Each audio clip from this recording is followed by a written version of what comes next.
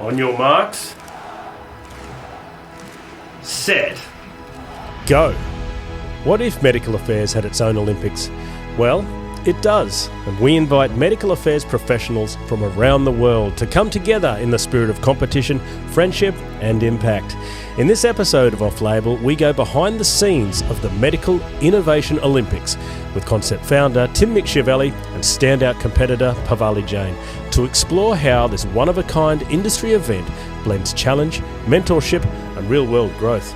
It's bold, it's global, it's where medical affairs goes to level up. Who's going to break the tape first? Well, stick around and find out. Listen now, only on Off Label.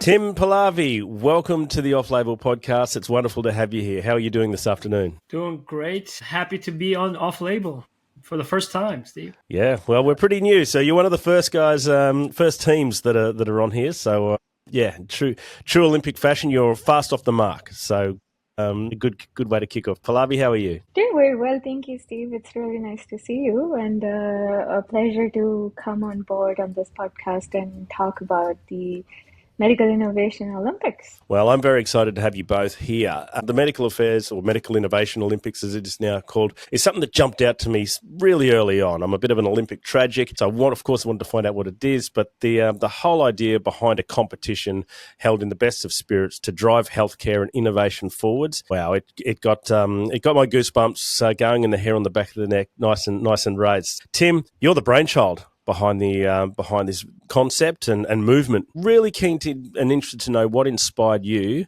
to start the Medical Innovation Olympics. Was there a particular problem you were trying to solve? Was this bubbling away for a long time? What made you take the dive? Yeah, well, I'm in the industry now 20 years. And so I would say I really reached back to my early days in the industry, working for a large company, AstraZeneca, straight from pharmacy school, right? Working a large team of a lot of highly credentialed PhDs and professors, where I now finally had a chance to speak with some leading scientists at scientific conferences. And that was inspiring to me because I was able to now bring some of those ideas into the company and keep the pulse on innovation. And there were two events and moments from my days at AstraZeneca that were memorable for many years. And one of them was an innovation event, an ideation event that took place over 3 months in which all of us participated and in which we felt like our ideas counted and we made contributions and impact. And I remember how I lost myself during that time.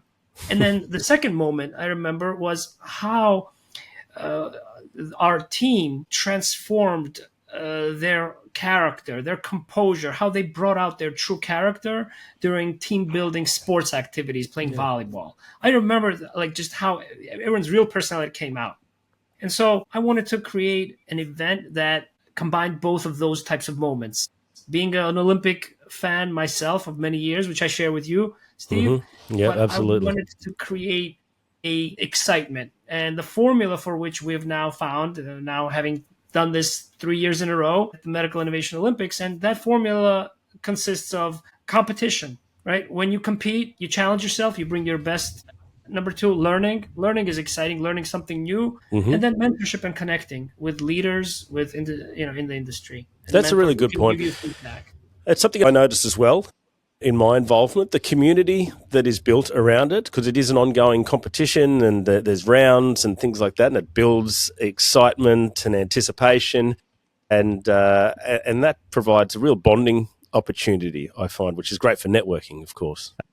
Pallavi, you were a competitor in the event, so we're really interested to know what it's like to actually put on the racing bib and join in the Medical Affairs Olympics. What's the tone like? What's the atmosphere, so to speak? Of course, we're in an online environment, but are you competitors snarling at each other and kind of getting a bit sharky, or is it in the best of spirits and everyone's working together with a common goal in mind? I think, Steve, if I have to put it together, I would say it was exciting and challenging.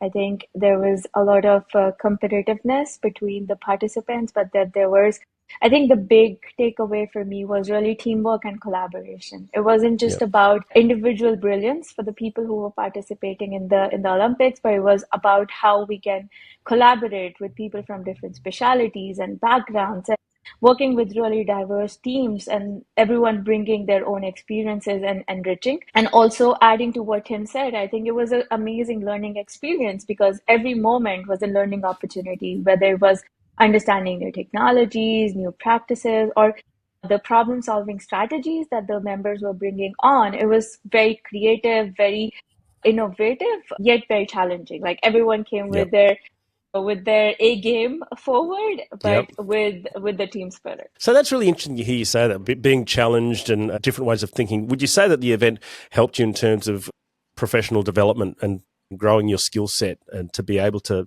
adopt that type of thinking? Absolutely. I think what you were mentioning, when you are competing with so many rounds, you're interacting with people, there were also networking events that were happening outside the Olympic as well. So it was helping us build that community network for a professional who was just starting off in their career. So really getting to know other people in the industry leaders, and also learning strategic thinking. I think I come from medical affairs. I know the Olympic is now beyond medical affairs.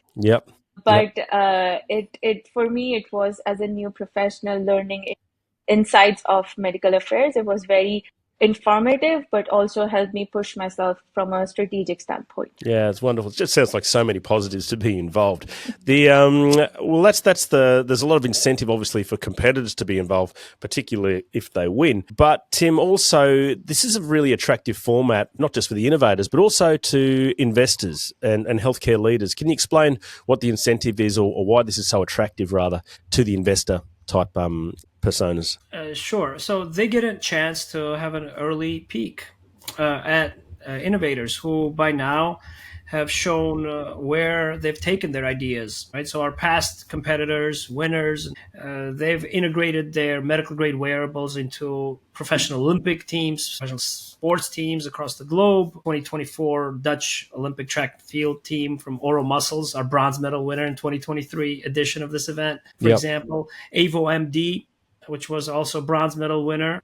Well, that's the thing too. Yeah, you've got all these great, not only competitors, you've got investors and healthcare leaders, but something that's astounded me is the celebrity athletes that have become involved in this movement. Gary Hall Jr. the other year was just mind-blowing. He set the world on fire here in Sydney a few years ago, a few longer than what probably he or I would care to admit when I was at the stadium watching. But the big one for me was Bob Beamon.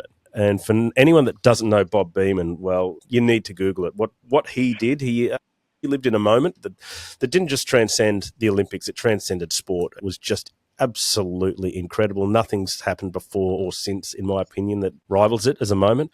But how do you do it? How do you get all these amazing people who have conquered the highest mountains to get around the medical innovation Olympics? Yeah, thank you. Thank you so much for those kind words, Steve. And both you and Pallavi have been at the inaugural event. You know, when we started this movement in 2022, really, it really came out from connections that I've made. My personal interest in sports, I used to interview athletes in my dreams when I was when I was a kid, okay, and playing with my other classmates, for example, right? So I was an athlete as well. Didn't really reach the Olympic level or professional level, but I'm certainly inspired by people who find consistency and who excel, whether it's in medicine or in sports or in any field. And it takes a lot of character, a lot of courage and hard work.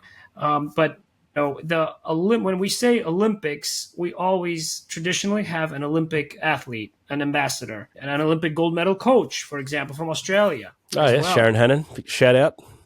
Yep.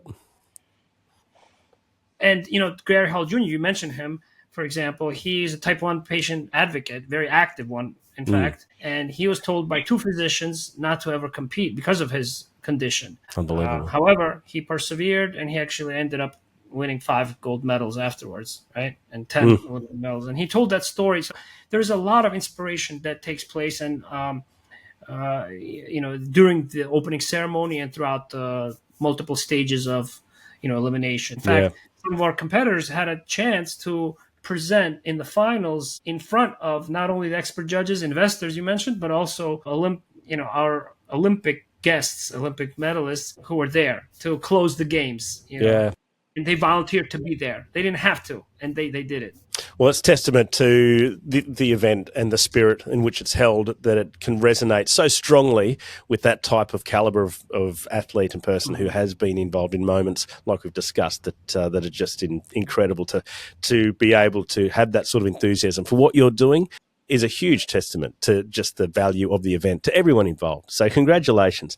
We might move on to a few fun things right now that we like to finish up an interview with. First of all, I'm going to ask you both to describe the Medical Innovation Olympics in 3 words. Pallavi, we'll go to you. I would say it was fun, Yep. inspiring, Yep. and creative. Wonderful. Tim, you've got the benefit of going second and a bit more time up your sleeve. What do you think? Yeah. Making ideas count. Making ideas count. Oh, wow.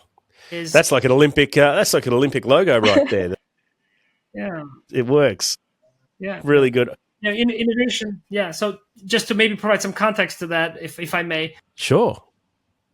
There's so many innovators out there in the industry, and they're high performers. But the difference between innovation and a successful innovator is really communicating your ideas to the right people. Okay. And that's the platform that we have created here based on the types of expert judges that we have who are moved and who are driven by innovation, investors, leaders in medical affairs, experts, globally renowned public health experts, for example. So that's why I kind of chose those 3 words, where you're bringing your voice, you're amplifying your voice of your innovation, whether it's a concept or a product at either stage. Wonderful. Yeah, no, that's a brilliant context there. Summarizes it beautifully. Pallavi, if you could give one morsel of advice to somebody competing this year, what would... One thing that I learned when I was a attendee was really focus on the problem, not just the solution. I think the deeper you dive into the problem,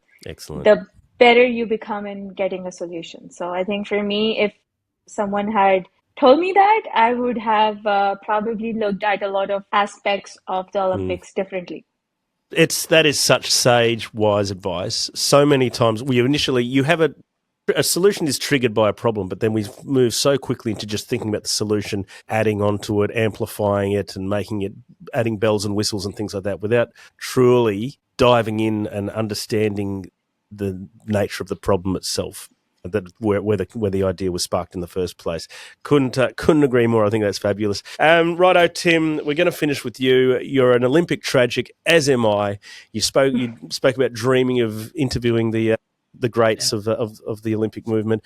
If you could be or have been one Olympic athlete for one day, which athlete would that one be? I would have to say Carl Lewis. Yeah, okay. Carl Lewis, yes. I grew up with the 1984 LA Olympics, and amazing. To me, he was a huge idol. And why? So he was consistent in winning the long jump in 4 consecutive Olympic Games. Yeah, performance requires also consistency. And let's not forget he also 4 gold medals, right? In one. Yeah. The 4 gold in one, but also if the US didn't boycott the 1980 Moscow Olympics, he was in pretty handy shape for the long jump back then as well. So something truly ultra remarkable could well have happened. But I couldn't agree more. I've got a photo of him on my wall when I was growing up, and I would have aligned with you on that. It's no wonder we get along so well. Tim, Pallavi, you ran an amazing time. I know. I've read about this in the record books in 1086. I had a brief moment. I think I'm embarrassed to mention it in the same sort of conversation as the people that we're talking about. But thank you so much, guys. Look, if you are in medical affairs, and if you're listening to this, you most likely are, because this is the Medical Affairs channel, check it out. If you've got an idea, if there's a problem or a challenge that you've been thinking about and trying to solve, this is the place to flesh it out. So we'll have the website in the details underneath wherever we post this video. Click on it, check it out. Get involved. Even if it doesn't go anywhere, you'll meet a whole bunch of people and be exposed to a whole range of different new thoughts and things that could help you flesh out that idea. Pallavi, thank you so much. It's wonderful to meet you. Tim, amazing to see you again. As always, my friend. You too, bro. Good luck to everyone, and we'll see you at the games. Yeah, see you in Thank October. you.